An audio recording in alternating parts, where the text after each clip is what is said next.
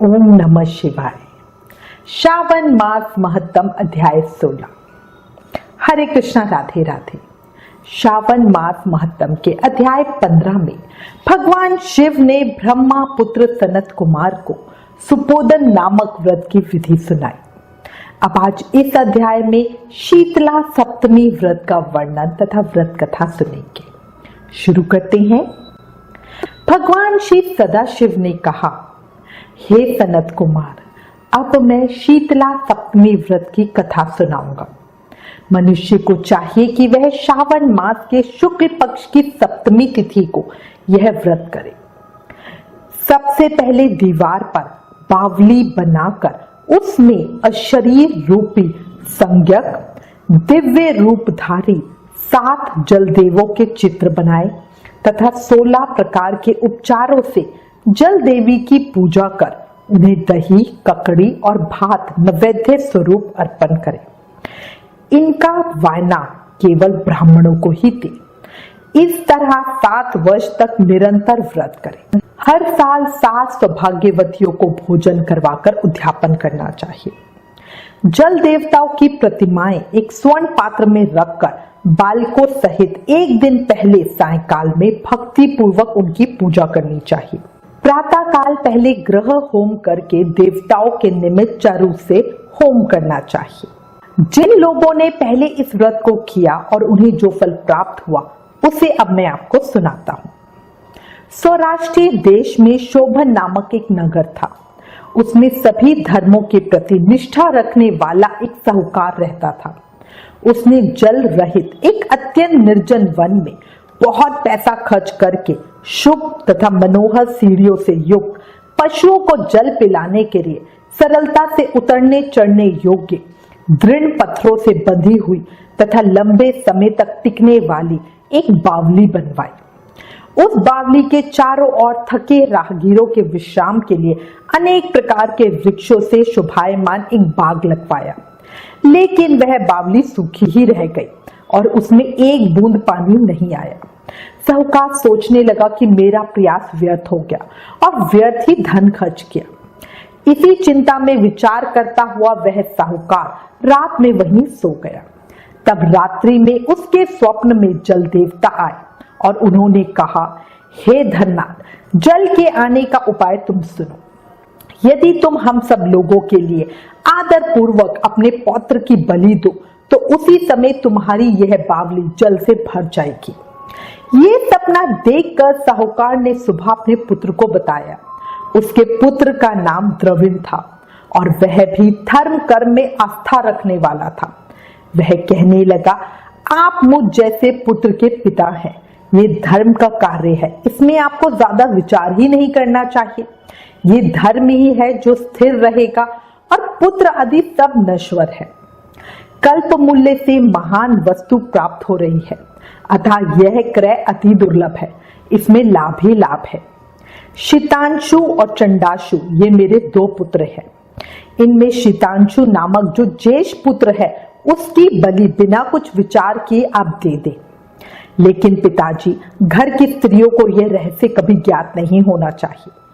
उसका उपाय ये था कि इस समय मेरी पत्नी गर्भ से है और उसका प्रसव काल भी निकट है, जिसके लिए वह अपने पिता के घर जाने वाली है। छोटा पुत्र भी उसके साथ जाएगा। हे तात, उस समय यह कार्य निर्विघ्न रूप से संपन्न हो जाएगा। पुत्र की यह बात सुनकर पिता उस पर अत्यधिक प्रसन्न हुए और बोले, हे पुत्र, तुम धन्य हो और मैं भी धन्य हूं कि तुम जैसा पुत्र का मैं पिता बना। इस बीच सुशीला के घर से उसके पिता का बुलावा आ गया और वह जाने लगी। तब उसके ससुर तथा पति ने कहा कि वह ज्येष्ठ पुत्र हमारे पास ही रहेगा, तुम इस छोटे पुत्र को ले जाओ। इस पर उसने ऐसा ही किया। उसके चले जाने के बाद पिता पुत्र ने उस बालक के शरीर में तेल का लेप किया और अच्छी प्रकार स्नान कराकर सुंदर वस्त्र व आभूषणों से अलंकृत करके पूर्वाषाढ़ तथा शतभिष नक्षत्र में उसे प्रसन्नता पूर्वक बावली के तट पर खड़ा कर दिया और कहा कि बावली के जल देवता, इस बालक के बलिदान से आप प्रसन्न हो। उसी समय वह बावली अमृत तुल्य जल से भर गई। वे दोनों पिता पुत्र शोक व हर्ष से युक्त होकर घर की ओर चले गए। सुशीला ने अपने घर में तीसरे पुत्र को जन्म दिया और 3 महीने बाद अपने घर जाने को निकल पड़ी। मार्ग में आते समय वह बावली के पास पहुंची और उस बावली को जल से भरा हुआ देखकर वो बहुत आश्चर्य में पड़ गई। उसने उस बावली में स्नान किया और कहने लगी कि मेरे ससुर का परिश्रम व धन का व्यय सफल हुआ। उस दिन श्रावण माह के शुक्ल पक्ष की सप्तमी तिथि थी और सुशीला ने शीतला सप्तमी नामक शुभ व्रत रखा हुआ था। उसने वहीं पर चावल पकाए और दही भी ले आई। इसके बाद जल देवताओं का विधिवत पूजन करके दही, भात तथा ककड़ी फल का नैवेद्य अर्पण किया तथा ब्राह्मणों को वायना देकर 7 के लोगों के साथ मिलकर उसी नैवेद्य अन्न का भोजन किया।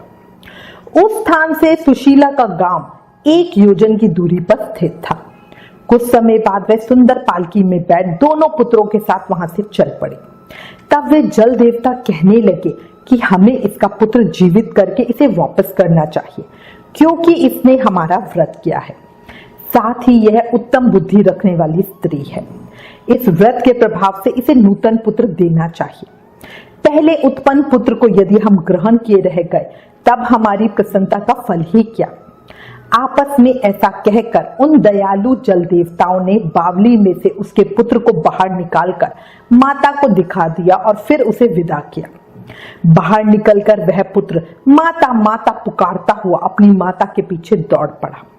अपने पुत्र का शब्द सुनकर उसने पीछे मुड़कर देखा। वहां अपने पुत्र को देखकर वह मनी मन बहुत चकित हुई। उसे अपनी गोद में बिठाकर उसने उसका माथा सूंघा, किंतु वो डर जाएगा इस विचार से उसने पुत्र से कुछ भी पूछा नहीं। वह अपने मन में सोचने लगी कि यदि इसे चोर उठाकर ले गए होते तो यह आभूषणों से युक्त कैसे हो सकता था, और यदि पिशाचों ने इसे पकड़ लिया था तो दोबारा छोड़ क्यों दिया।